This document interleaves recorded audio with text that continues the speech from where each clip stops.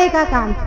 हमारे पुण्य से हमें आर हो जाएगा, साधुओं के पुण्य से सब आर हो जाते हैं, कोई खास बात नहीं है। लेकिन अगर आप नवधा भक्ति पूर्वक आगम के विधि विधान पूर्वक करोगे तो ध्यान रखना उत्तम भोग भूमि के पात्र बनोगे। 3 पल की आयु सम्मित से हुआ तो स्वर्ग का पात्र बनेगा, सागरों की आयु सुख भोगने को मिलेगा। आचार्य समंत्रभद्र महाराज लिखते हैं, ग्रह कर्मणापि निचितम कर्म विमाष्टि खलु ग्रह विमुक्ता नाम अतिथि नाम प्रतिपूजा रुधिर मलम धावते वारी। जैसे रुधिर और मैल को पानी धो देता है, इसी प्रकार से घर गृहस्थी में व्यापार में जो 3 2 के 4 करता है, 4 के 8 करता है, व्यापार का पाप और घर गृहस्थी में जो महिलाओं के द्वारा जो आरंभिक पाप किया जाता है, उस संपूर्ण पापों को धोने वाली अतिथियों की महापूजा कही गई। ध्यान रखना, अगर तुम्हारे घर में संत के चरण पड़ते हैं, हमारे शास्त्रों में लिखा है, ध्यान रखना कि रत्नत्रय अपने आप में तीर्थ है। कल बताया था ना, रत्नत्रय तीर्थ है, और वह रत्नत्रय जिस आत्मा में पाया जाता है, रत्नत्रय कहाँ पाया जाएगा? आत्मा में। तो वह रत्नत्रय जिस आत्मा में पाया जाता है, वह आत्मा तीर्थ होती है, और जहां पर वह रत्नत्रयधारी विराजमान होता है, वह स्थान भी पूजनीय हो जाता है, तीर्थ रूप हो जाता है, वह स्थान पावन और पवित्र हो जाता है। ऐसा हमारे शास्त्रों में, जिनवाणी में, आगम में क्षेत्र मंगल क्यों कहा गया है? जहाँ पर रत्नत्रयधारी विराजमान होता है, वह क्षेत्र मंगल हो जाया करता है। तो वह रत्नत्रयधारी के चरण जहाँ पड़ते हैं, वह स्थान भी पूजनीय मांगलिक हो जाता है, पवित्र हो जाया करता है। अगर आपके घर में संत के चरण नहीं पड़े तो आपका घर पवित्र नहीं होगा, और अपवित्र स्थान पर जैसी संतानें रहेंगी, जैसे इलेक्ट्रॉनिक किरणों के वातावरण में रहेगा, वैसे उसके परिणाम होंगे। नहीं सुधर सकते बच्चे। हाँ, घर में संत का आना ये अपने आप में एक बहुत बड़ी बात है। लोग आजकल लोग सोचते साधुओं को आर कराना है, आर से मतलब है धर्मशाला में लगा लिया, जो का हो गया आर, वहीं की वहीं दिया है, वहीं की वहीं निपटा है, और 2-4 नौकर लगा दिए, सो उनने सब काम कर दिया। अपन तो अप टू डेट में आए, बन्नामी बन्नामी नमोस्तु नमोस्तु महाराज। इस आज से ग्रास इस सांस पे रखा, आपको पता ही नहीं है काहे की मन शुद्धि, काहे की वचन शुद्धि, काहे की काया शुद्धि, आर जल शुद्ध है कि नहीं है ये भी क्या पता उस नौकर ने ढंग से पानी छाना कि नहीं छाना है ना? मर्यादा का मसाला आटा है कि नहीं, आपको पता ही नहीं है, आपने देखा ही नहीं है क्या हो रहा है कि नहीं हो रहा। झूठी मूठी मन शुद्धि, वचन शुद्धि, काया शुद्धि, आर जल शुद्ध है, ये आगम के विधि विधान नहीं। पड़गाहन करके घर ले जाना, चाहे गुड़ चने के आहार करा के गर्म पानी करके आहार करा देना, कोई दिक्कत नहीं। तो बीच में बात आ गई थी, कहानी सुना रहे थे हम। तो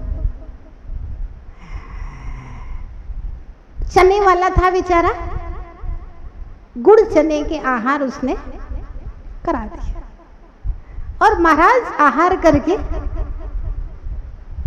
वापस मंदिर में आए तो उनके मन में एक भाव जागा कि इस नगर में अगर कोई सच्चा श्रावक है ना, संत सेवा करने वाला है, जिन शासन की वृद्धि तो संतों के रहने से ही होगी, जिन शासन की सुरक्षा संतों के रहने से होगी, तो महाराज ने सोचा कि इसके ऊपर दया करना चाहिए।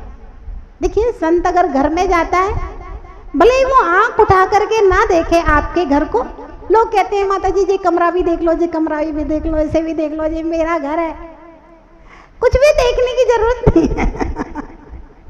जहाँ आहार होता है, संत की बुद्धि, एक बात हमेशा ध्यान रखना, गुरु बुद्धि विशेषता, जितनी अकल आप लोगों में है ना, उससे कहीं ज्यादा एक्स्ट्रा अकल साधु के पास होती। गुरु बुद्धि विशेषता, गुरु की बुद्धि स्पेशल होती है, थोड़ी सी विशेष होती है, इसीलिए वो गुरु होता है।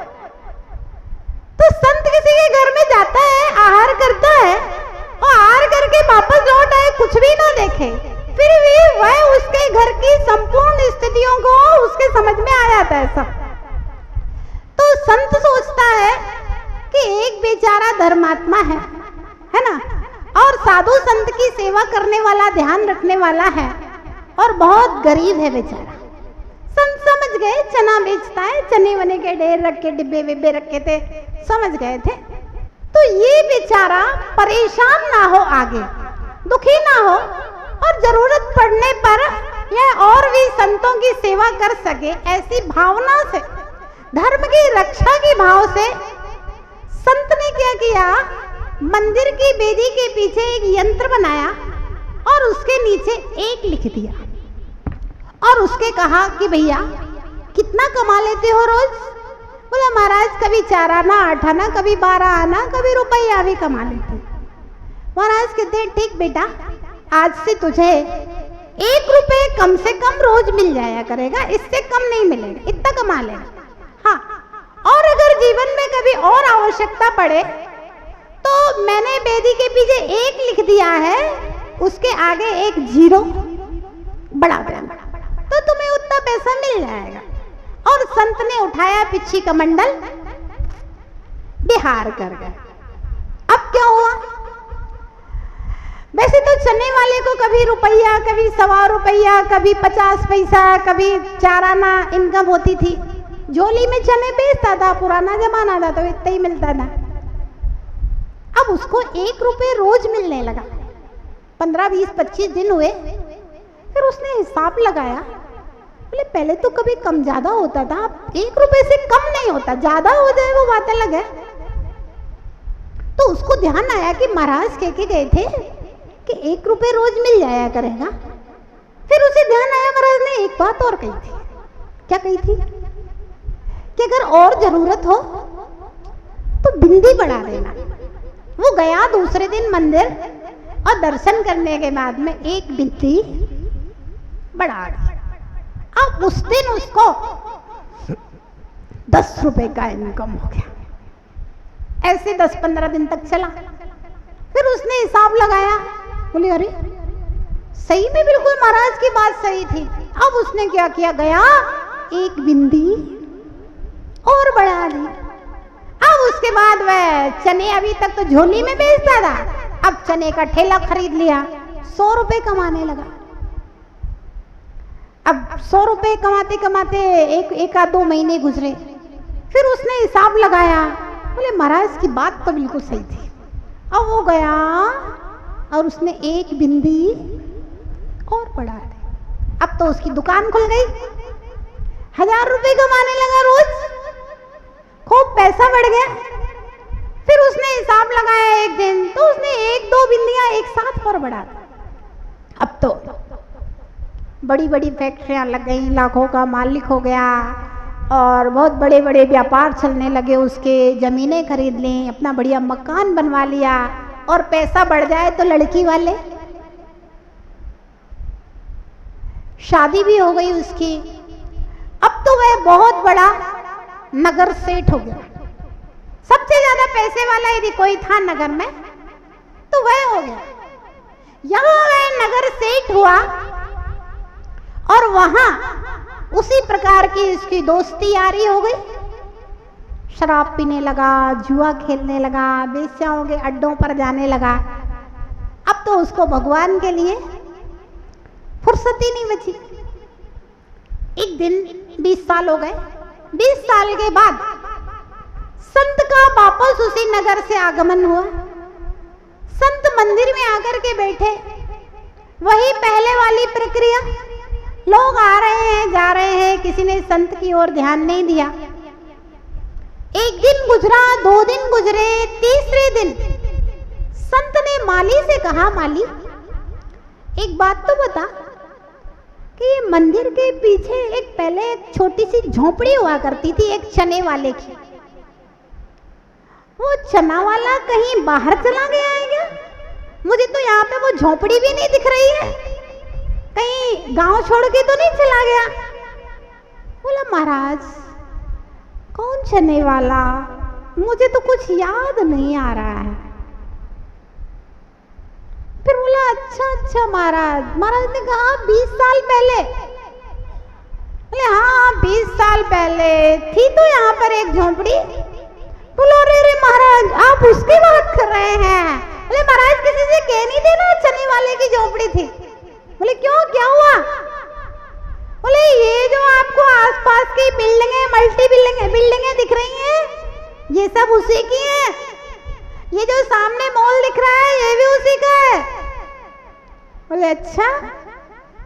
बोले कहीं बाहर गया है क्या? बोले नहीं यही होगा, यही है। तो बोले मंदिर नहीं आया क्या?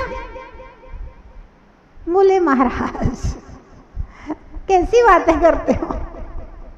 बोले जब तक चने वाला था तब तक मंदिर आता था, और आजकल तो वो बहुत बड़ा सेठ हो गया है, नगर सेठ हो गया है। उसके शराब के ठेकों से और मित्र मंडली में जुआ खेलने से फुर्सत है क्या? कहीं नशे में पड़ा होगा वो तो किसी वेश्या के यहाँ। बोले अरे वह तो बड़ा धर्मात्मा हुआ करता था, रोज भगवान का प्रातःकाल अभिषेक पूजा करता था और गुरुओं को आहार दिया करता था, साधुओं की सेवा करता था, उसकी ऐसी दशा। बोले महाराज पैसा बढ़ जाए तो आदमी पागल हो जाता है। कहते हैं कनक कनकते 100 गुनी, मादकता अधिकाय, एक खाए बोरात है, एक पाए बोरात। कनक धतूरे को कहते हैं, कनक सोने को, धन को, संपत्ति को। कनक कनकते 100 गुनी। कवि कहता है कि धतूरे की अपेक्षा से सोने में 100 गुनी मादकता है, 100 गुना नशा है। बोले क्यों? बोले धतूरे को जब मुंह में खाएगा तब पागल होगा, और सोना तो हाथ में आते ही पागल हो जाता है। बोले महाराज कहाँ आप बात कर रहे हैं उसकी? जब तक चने वाला था तब तक मंदिर आता था, पूजा पाठ करता था, गुरुओं की सेवा करता था। आजकल तो बहुत धनवान सेठ हो गया है, शादी हो गई है, बहुत सुंदर स्त्री है, फिर भी बेश्याओं के यहाँ पड़ा रहता है। ले अच्छा कहा है? संसार के संपूर्ण विषैले पदार्थों में धन सबसे ज्यादा विषैला पदार्थ है। नशा चढ़ गया है धन का, अब मंदिर नहीं आता महाराज। बोले अच्छा। महाराज सोचते हैं मैंने तो इसको धर्म की वृद्धि के लिए, जिन शासन की वृद्धि के लिए वरदान दिया था, लेकिन मेरा दिया हुआ वरदान अभिशाप बन गया है। महाराज गए बेदी के पीछे, एक 0 मिटाया।